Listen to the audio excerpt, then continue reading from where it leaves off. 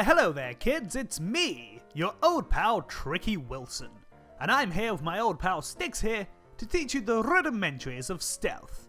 Isn't that right, Styx? This might sound strange, but can you remind me how we met? Excellent. Throughout this video, I'll tell you everything you need to know to get the basics, and as any sneaky man worth his sneakers knows, the first step is all about preparation. Step 1. Preparation. When trying to be a dashing sneak, it's always wise to know your target. So, here it is, the latest electronic entertainment from our friends at Focus Home Interactive. It's Styx, the Master of Shadows. Huzzah! In this latest delight of electronic entertainment, you need to help our old pal Styx here get his hands on the heart of the Weld Tree of Arcanash. What is a Weld Tree, you ask? Why, they're the source of the highly addictive and superpowered golden sap known as Amber. And what is Amber, you may ask? Why, it bestows a series of special powers that can help our old pal Styx here out with his rudimentaries of stealth. Huzzah! And why is it so important that our old pal Styx here gets his hands on the heart of the tree? Well, hold on a second there, buddy. This is a video about the rudimentaries, not the intricacies. So now you know everything you need to know about your target, let's move on to step 2, shall we? Step 2. Crouching, and remembering to press B. Let's continue with the easiest step, crouching. It's a lot like walking, but it's a lot quieter. And when it comes to being sneaky, it's rudimentary. By pressing the B button, or the circle button, or whatever it is on your keyboard, you can help Styx bend his knees and make it that much harder to alert the enemies. Well, come on now, let's give it a try. Well, no, that's not right. No, that's not right either. Look, are you even listening or not? Because I have other things to do here. Okay, there we go. That's much better. See, when you listen to basic instructions, then the rudimentaries of stealth are just moments away. Step 3. Jumping and the art of verticality. Sometimes the art of walking slowly may prove counterproductive when dealing with foes.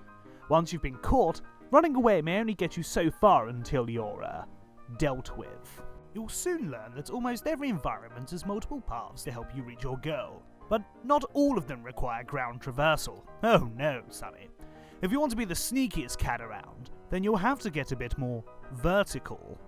That's right, many of your obstacles can be tackled by simply climbing over them. Haha, how quaint. If you're struggling to remember, then consider this simple rhyme.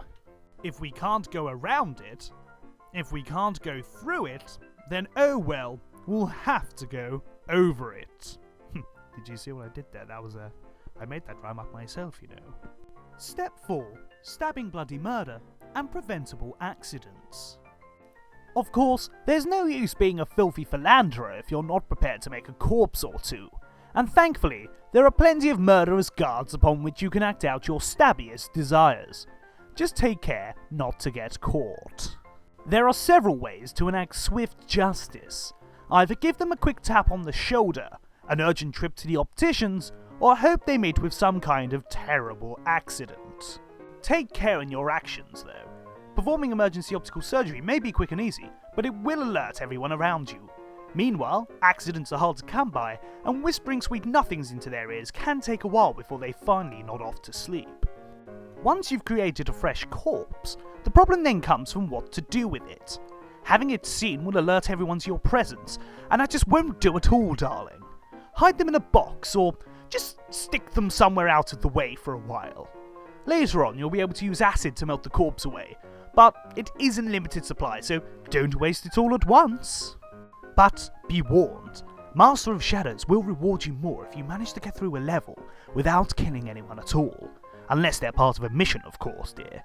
You'll also get a ghost ranking if nobody spots you at all. How, you ask? Well, Once again, my friend, you're asking an intricacy in a video about rudimentaries. Keep up, old chums! Step 5. Amber, and keeping a tenuous grip on your reality through the use of addictive, superpower-inducing substances. Much like the delicious rum I drink to keep the nightmares away, Styx has a vice of his own. In his case, it's less the delicious, smooth taste of spiced rum, and more the vinicious aroma of amber. Once our old pal Styx here has consumed the substance, he can unleash a variety of special powers to unlock his true sneaking potential. Clones, clones, clones. How do you like 'em? How do you like 'em? The first of these is the ability to create a clone of yourself from your own vomited amber. Sadly, they're a bit dim, so we can't rely on them to do all the busy work for you, but they are very useful for scouting ahead and flipping switches. Once they're done, you can make them explode and scoop up any precious amber they leave behind. Later on, you can earn the ability to have them hide in the scenery for you and take out guards, or explode into piles of smoke. But seeing as you have to level up to earn those skills, they're anything but rudimental. Seeing amber, so you better get this party started. A much simpler use of your power would be to activate the amber vision, which will allow you to look about the environment and see enemy guards, as well as where they're walking. It's only active for a few seconds, however, so make the most of it while it lasts. Now you don't. See me, that is. The final amber-infused power allows Styx to literally become a master of shadows by turning invisible for a short period of time. Naturally, this consumes the most amount of amber and disappears quicker if you run, but it's by far the most useful to make a quick escape or avoid being caught at the last second. Later upgrades allow you to recover some amber after use, make your running silent so as not to cause alarm, and to stay permanently invisible as long as you stand still. Sounds like it has 1,001 uses, but Tricky Wilson's only here to teach you the basics, not the complicated. Step 6. Preparation, and the art of repeating previous steps. No true sleuth goes into sneaking unprepared, and our old pal Styx here should be no different. Just blindly walking into every scenario will end very badly for him, so make sure that you're on top of the situation at all times. After all, if you don't know what's ahead of you, then how are you supposed to sneak your way past it? Remember that your clone getting caught won't count against Styx himself, so there's never any harm sending a clone out in front to scout the surrounding area. But, in case that doesn't work, here are some other tips. Do you know your enemy? Do you know your enemy? For the most part, you're coming up against humans. Now, as a human yourself, you should be pretty adept at recognizing their weaknesses. But in this case, remember that they're pretty smart.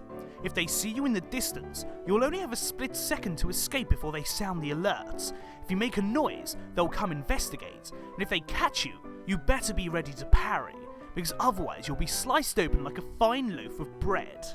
You won't just come up against humans, however, as there are also roaches and elves about to ruin your day. Elves can smell you from a distance, meaning that trips to the sewers are probably a bit ill-advised, while roaches can only sense you from the noises you make, forcing you to be on your quietest behaviour if you don't want to become part of a bug's life. Save often! If you're not sure a plan is going to work, then it's always prudent to save your game before you try a risky stratagem. A smart player saves from disaster by saving themselves. Often. Be prepared.